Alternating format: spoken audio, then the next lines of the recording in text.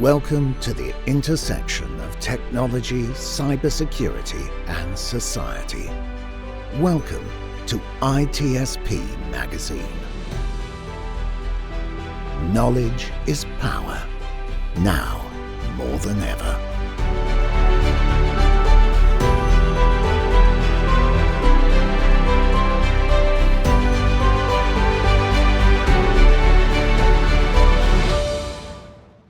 Okay, here we are. This is Marco Ciappelli on the Audio Signal podcast. I am glad you could make it, or you actually hit play, because it's not that we're live, although we're going to pretend like it is. I always like to have the idea that somebody's listening to us. I kind of push me to tell a better story, maybe be a better host myself. Today is actually easy. I have Josh Mason with me. He is a podcaster on ITSP Magazine. He just started his new show. And I thought, why not using the Audio Signals podcast where I tell stories about stories and storytellers that are behind the story, why they do what they do, and use it to introduce our new host. And I hope you guys enjoy it. And I'm going to go ahead for you watching the video. You already see him. He's sitting in a car comfortably, I think, outside of a coffee shop. And we'll pretend like we're just sitting in a coffee shop and having this conversation. So, Josh, glad you made it. Glad to be here. Yeah, it's surprising how many meetings I've been taking recently from the car. I know you're going through some kind of an adventure, and that makes this story maybe even more interesting. So maybe we'll talk about that too. But first of all, thank you for stopping by literally with your car. And I'm sitting here in the office comfortably, but sharing a virtual coffee with you. So why don't we just start with those that don't know who you are, who is Josh, and then we can dive into what kind of story you're telling or you're planning to tell with your podcast. Yeah, excellent. So Josh Mason, I used to be a C-130 pilot in the U.S. Air Force. I flew for quite a while and then switched over into cyber warfare, helped run the first Special Operations Communication Squadron. We handled all the local IT for Hurlburt Field, about 7,000 endpoints. And from there, truth be told, it was a lot of staff meetings, and I was a little bored. I had the itch to teach and got the opportunity to teach at the Special Operations School, where I taught Introduction to Special Operations. I got to interview and introduce a lot of really interesting folks, Green Berets, Navy SEALs, Parajump Troopers, so that our other people who were on the base who were kind of new to special operations, they, didn't go through a special program. They just got assigned to this great place near Destin, Florida. And for them to understand who else was going to be on the base and who else they'd be supporting. And after got done with my time in the Air Force, I was looking to see what I could do and got an opportunity to teach at the Defense Cyber Crime Center's Cyber Training Academy, where I was a contractor for Jacobs, teaching a bunch of investigators how to do digital forensics and how to run a investigation with, computer hardware and software. And then that grew into actually teaching military folks how to do threat hunting and threat emulation. Started meeting some folks and made a connection with Neil Bridges and Jack Reedy, and they were doing some neat stuff at INE. And I wanted to be part of it. So helped build out the latest version of Pen Tester Student and the eLearn Security Junior Penetration Tester certification, pulled in Alexi Ahmed to work on that. And that was awesome. We got it going, and it's really neat. And then saw an opportunity to jump into sales, which I was told it was a lot like teaching. Now you've got a solution that you're trying to get people to understand. And it was a lot of fun work for a great company, SimSpace.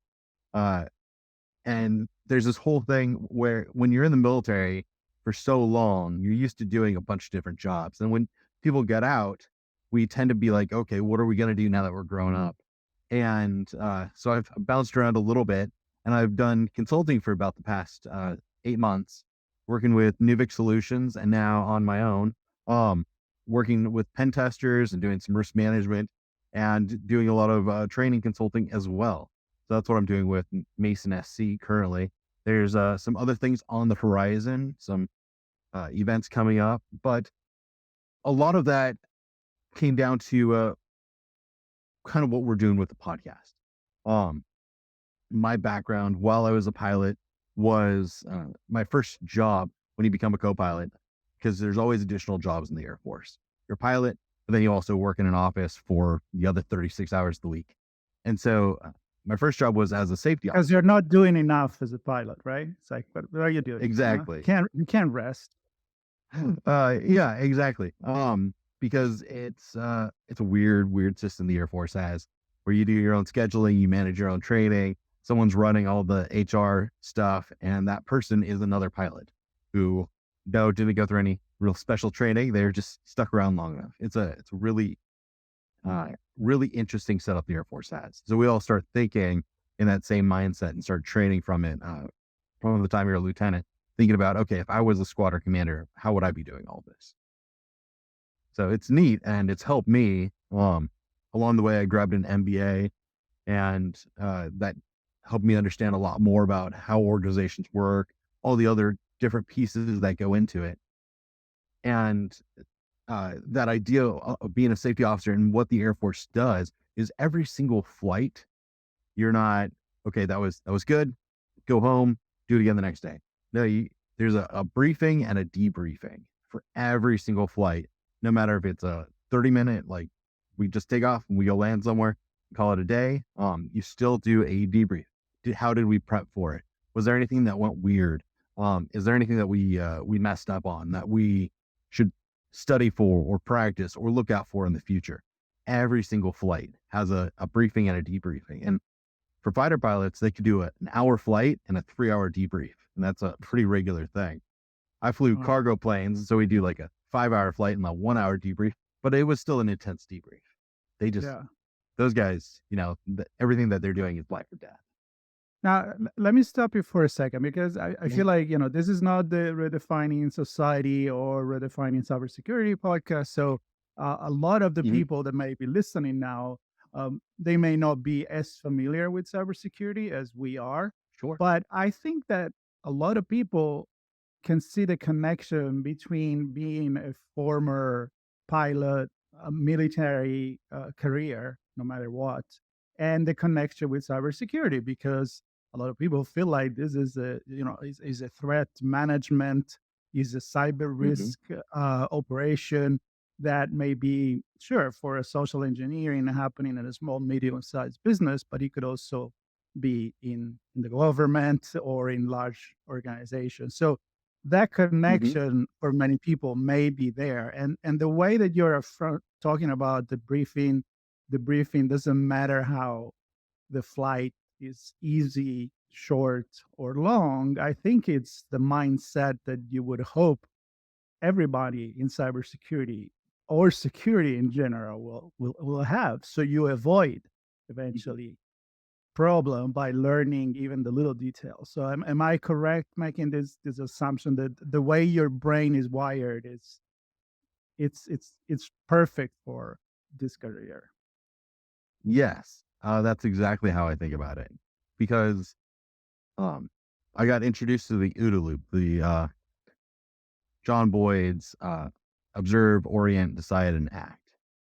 He was a fighter pilot in the Air Force, and then a contractor and a writer and speaker for years. And he wrote a paper, a series of papers, and a series of briefings, even as a contractor, on how we can speed up our decision cycle in order to become, he was a fighter pilot, so in order to become more lethal.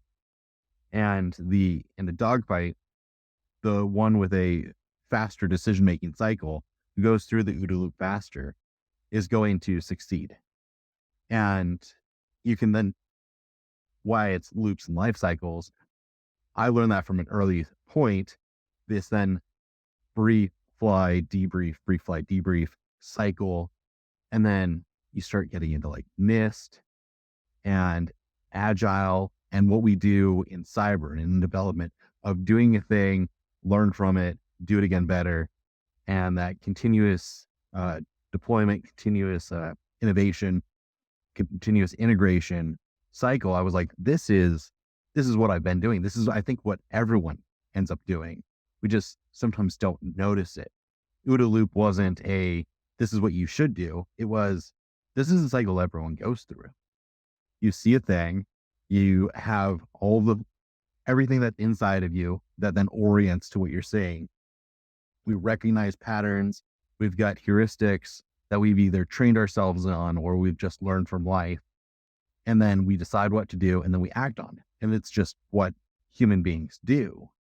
Now, if you understand that, you can train yourself to observe differently. You can train yourself to orient differently in what you study. Fighter pilots study specific things and so that they can work more quickly in that orient. If I'm at this angle, if I'm coming from above, if I'm coming from below, I'm going to then do something. I'm going to decide and then act in a specific way. And so they can go through that cycle very quickly. We don't necessarily need to go through the cycle quickly, but we're going to go through that cycle no matter what. So how can we make it the most valuable? It could be you've done this podcast for quite a while. I've been a huge fan for a long time. And the reason I wanted to be part of this is because there's things that we learned when you first did the podcast. I'm sure there were things about your setup that you weren't in love with. There were guests that you weren't in love with. There were segments of the podcast that you did and you learned, I don't like this, or it doesn't hit well, or it's just not a great fit.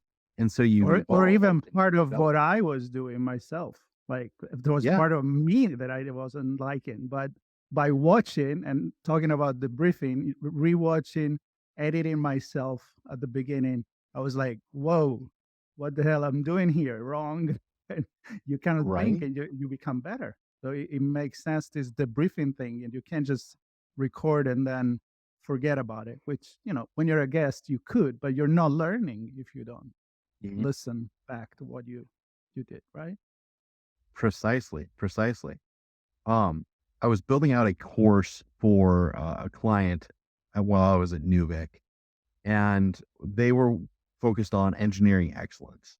One of the things that they wanted to teach, it was for a consulting company, we were subcontracting. They wanted all their folks to understand the agile framework and the why behind this structure.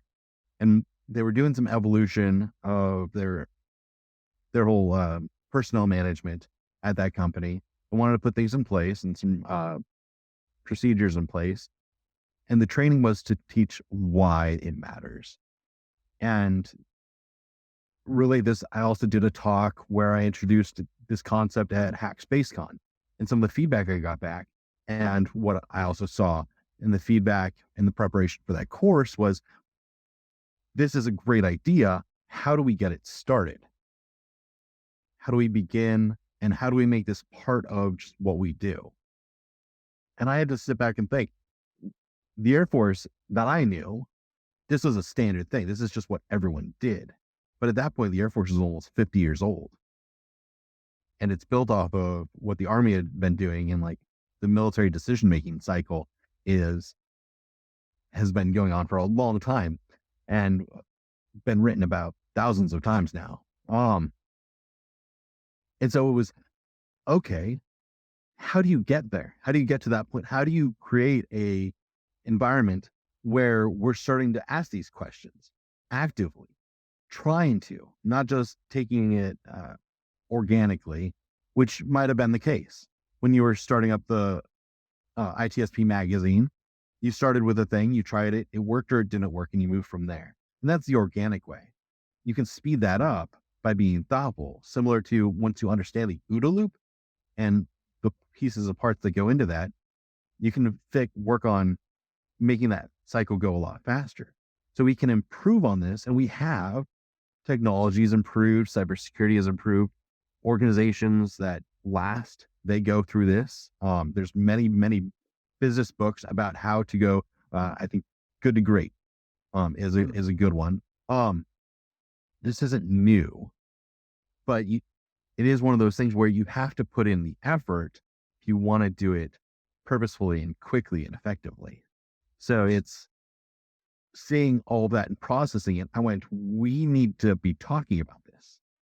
It Right. doesn't become a normal thing where everyone can do it and we can just improve faster unless we start talking about it and socializing the idea. That's Yeah. when I And went, so I agree. wow, I wonder if, Yeah. wonder if Yeah. Sean and Marco would be interested in this. Yeah, and we're sure aware. It is really the connection with society, right?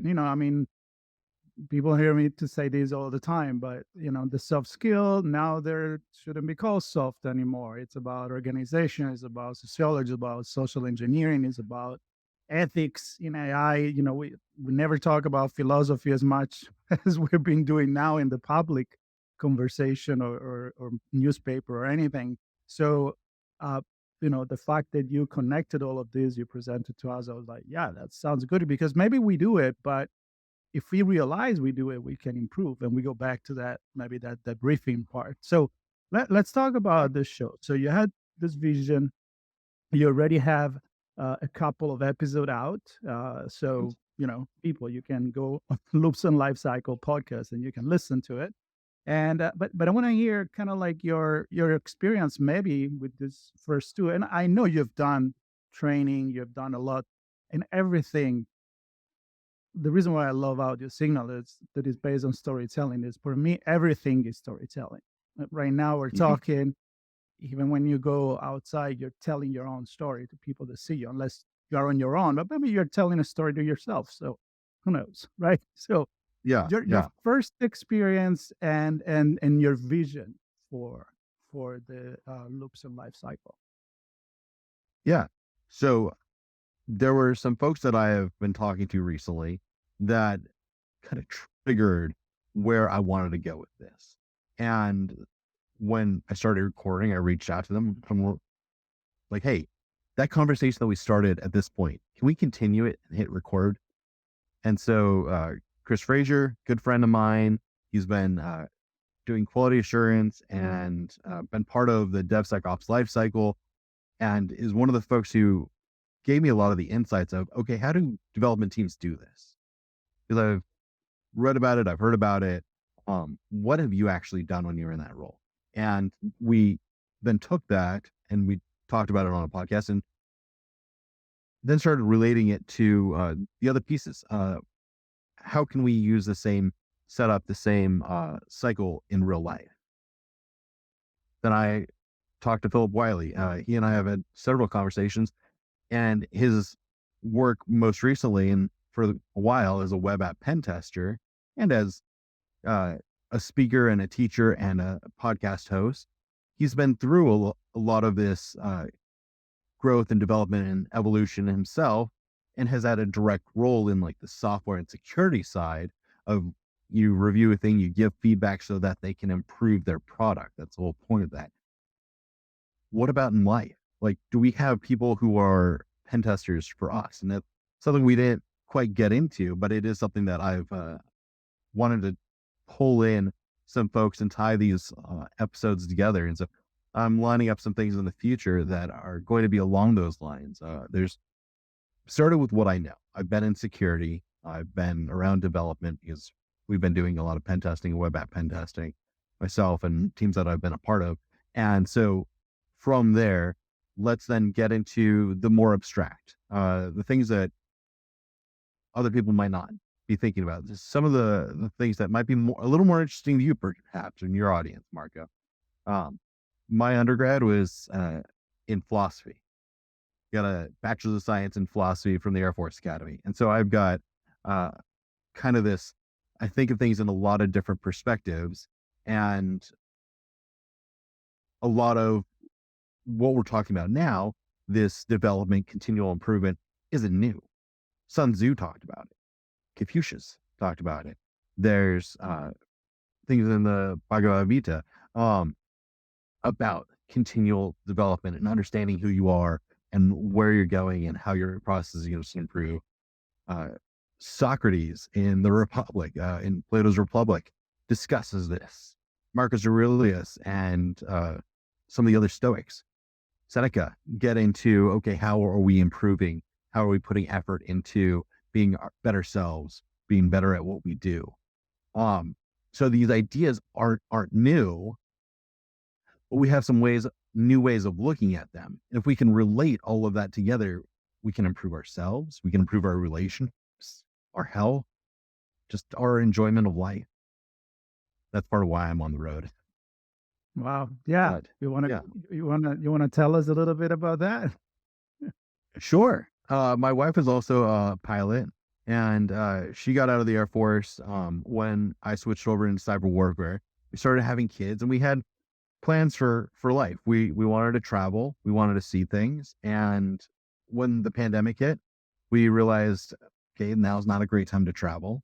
So we bought an acre in Maryland, and if you got an acre, you can do a lot of stuff there. So then we ended up getting goats and chickens and ducks and a dog, and enjoyed that while we were there. And the kids made a lot of friends. It's actually my oldest daughter's ninth house. She just turned 8. So Wow. coming from the Air Force, we moved a lot. So being in a place for a while like that was nice to meet friends, get into different programs. But then we got the itch. It's like, we've been here for a while. We don't want to move, but we do want to do this travel thing. We had bought the trailer a while ago, and we knew we wanted to do it on a full-time basis. So we said, let's do it for a few months at least. Let's put the house up on Airbnb, get someone to manage it, and let's just hit the road. So our goal was AirVenture, EAA, Experimental Aircraft Association's AirVenture. It's like a week-long air show in Wisconsin, in Oshkosh. There's thousands of people who fly out there and they camp underneath their planes, and then tons of us who drive in and stay in like campers or tents, or buses, and look at airplanes, talk about airplanes, and it's amazing. So that was, a month ago now. But we drove all the way from Maryland out to Wisconsin, stopped at national parks, and saw a bunch of places that we had never seen before, because this Stoic principle, memento mori, remember that we will die. You never know. You never know when the end is going to be for any of us.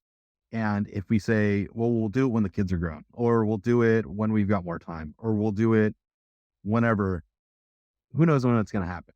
So we said, let's do it now. We can. Been working remotely. The cybersecurity thing is one of those neat jobs that you can Right. do from anywhere. And if you get good enough signal, you can have these conferences, you can get on video, as long as you can Exactly. hear each other and see each other. Like, it doesn't really matter where you are. I'm Yeah. in Toronto, right? Yeah. And this is a So, huge lesson. I wanted you to kind of mention this because we were talking before start recording, and I feel like it's talking about loops, life cycle, DevOps. A lot of people right now may think like this is complicated. I'm not, but this is what you then apply to life. I mean, and what you mhm. learn in life is then what you apply on your job. So everything is connected in the end, and I love the fact that, again, another thing that people need to know is that not everybody, actually, a lot of people I know in cybersecurity, they do come from history major, philosophy. Many are Mhm. former military pilots or military personnel, but that there is an entire community that it's very colorful, very variegated, and I know that you're very involved with the community as well, and that's one of the things that was really, you know, meaningful for us to bring you with what we call the family of hosts, because I feel like we're all Mhm. somehow connected with the community, and that touch maybe on that, like I know that the show is not just for the C level or the people that are already expert. You're doing this to also facilitate people to come in the community. I know you're very involved into that, so maybe you want to touch on that angle as well. And are you going to have some new, like, entry level or even student coming on the show to talk about it? Yes, that's another thing that I've lined up. So I've been very let me rewind. When I got out of the Air Force, I went to go teach, but truth be told, it's been an adventure for me of what do I want to do when I grow up? I've had a lot of experience, but some people compare it to being 22 and coming out of school. Like, what can this guy do? I've done a mess of things in the Air Force, but in the enterprise, the civilian world, people go, well, I don't know how that relates. As I've had to make that translation myself, I've met a lot of people who help me and have met a lot of people who don't know how to make that translation themselves either. And the whole pay it forward concept is something that has stuck around with me for a long time. The service and add to the community. It's why I was in the Air Force. I was an Eagle Scout before that. It's, I feel like how we evolve as a people is by helping others to either understand something that they haven't had the chance to, or present them something that they, I imagine that's something you see in yourself in having these podcasts, and why you're doing this is to give back or to help other people understand the world better. With that, I've been part of a lot of different organizations. I've started a couple nonprofits to help people get into cybersecurity, get their careers going.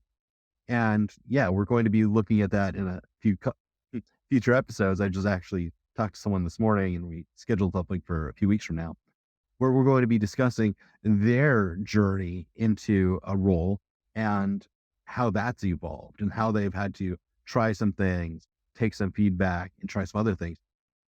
But yeah, it's these podcasts give us an opportunity to present ideas, and as long as we're entertaining and presenting something useful, people want to tune in, and hopefully that aids them in whatever endeavor they're doing, whether it be business, life, family. I know that's been a big part for me. A lot of the Stoic principles, I got into them for family reasons, to understand my relationship with my kids and my wife, more understanding that like life isn't just what I'm experiencing, but my family and my friends. Like, how are we taking advantage of this time that we have together? How am I best utilizing that? Tie it to how to make friends and influence people.